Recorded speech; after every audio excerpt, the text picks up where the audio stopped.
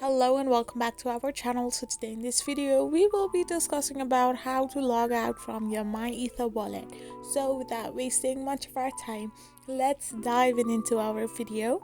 So first of all you need to do is simply tap open your MyEtherWallet app from your Android or iPhone device. So once you open your app, you need to now type in the pin code to get access to your device in your account. Simply scroll down and tap on settings and support option, then tap on the settings option. So after you are done with this, you will get the reset wallet option, so simply tap on it and tap on reset wallet. So once this is done, you will end up in this page which indicates that now you are logged out from your MyEtherWallet.